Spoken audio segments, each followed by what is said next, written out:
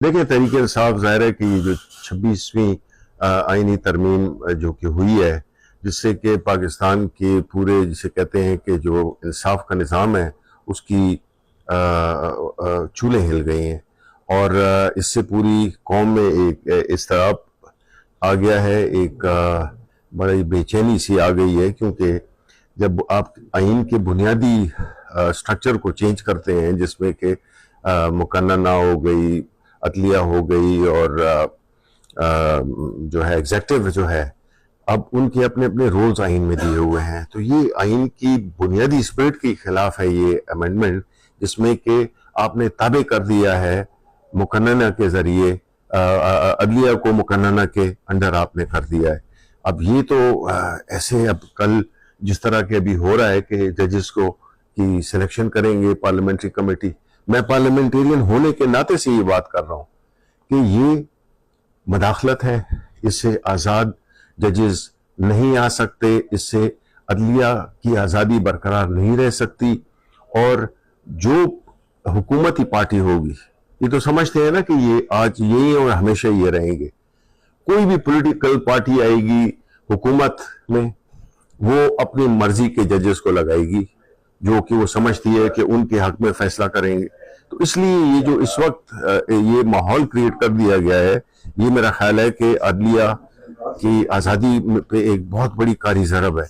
اور پاکستان بحیثیت ملک، پاکستانی عوام اس کے متحمل ہو نہیں سکتے ہیں کہ جس میں کہ جب آپ کو انصاف کے ادارے پہ کو متنازع بنا دیا جائے یا تابع کر دیا جائے، تو اس سے پھر لوگوں میں کی جو بے چینی ہے وہ بہت زیادہ بڑھ جاتی ہے، اور جو ججز ہیں ان پہ بھی بہت زیادہ پریشر ہوتا ہے۔ اس لیے میں سمجھتا ہوں کہ یہ جو 26ویں ترمیم تھی،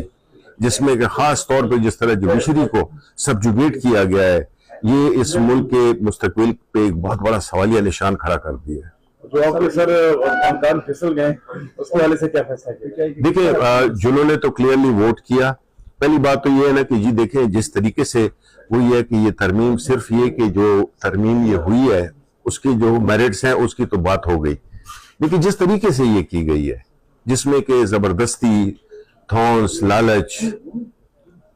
اس کے ذریعے جو ہے تو ممبران کی وفاداریاں لینے کی کوشش کی گئی ہے۔ 5 کے 4 ہمارے ممبران بھی استعمال ہوئے، بی این پی کے 2 سینیٹرز استعمال ہوئے، تو ہم نے تو بات یہ ہے کہ اسی پہ اس کے لیے ایک راہ بنائی گئی 63A کو چینج کرنے کی، اور اس کا بنیادی مقصد یہی تھا کہ اس دن کے لیے کہ وہ آپ جو پارلیمنٹیرینز ہیں ان کو زبردستی کے ذریعے یا لالچ کے ذریعے آپ ان کی وفاداریاں وہ کر سکیں۔ اس سے نہ صرف یہ ہے کہ ایک ہارس ٹریڈنگ کا رجحان فروغ پایا،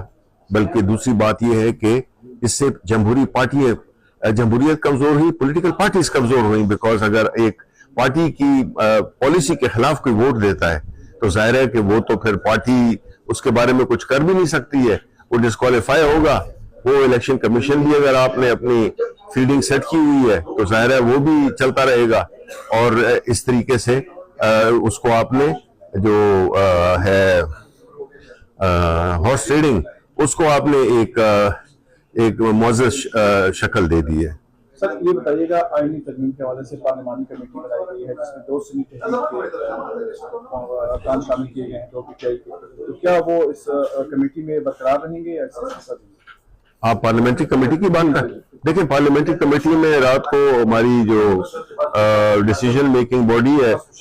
انہوں نے یہ فیصلہ کیا ہے کہ، اور صحیح فیصلہ کیا ہے میرے خیال میں، کہ پارٹی جو ہے تو اس میں شرکت نہیں کرے گی، کیونکہ ہم 28ویں ترمیم کو مانتے ہی نہیں ہیں، اور ہماری پارٹی اس سے شدید اختلاف رکھتی ہے، تو ہم اس پروسیس میں کیسے بیٹھ سکتے ہیں جس کو ہم مانتے نہیں ہیں۔ دیکھیں جی پہلے تو یہ اپنی ضمانتیں کرا لیں، اس کے بعد جو ہے تو ہم اتنی آزادی سے تو ملنے نہیں دے رہے ہیں، لیکن ہماری کوشش ہوگی کہ ہم جلد از جلد خان صاحب سے ملیں۔ سر یہ کیا عدم اعتماد ہے برجسٹر صاحب کے اوپر کہ آپ تینوں کو بلایا گیا؟ نہیں، ایسی کوئی بات نہیں ہے۔ دیکھیں کوئی کسی کا ایکسپرٹیز لا سائٹ پہ مشورہ ہوتا ہے، پھر سیاسی طور پہ مشورہ ہوتا ہے، تو یہ اس کی بنیاد پہ ہوا ہے، ایسی کوئی بات نہیں ہے کہ عدم اعتماد ہے۔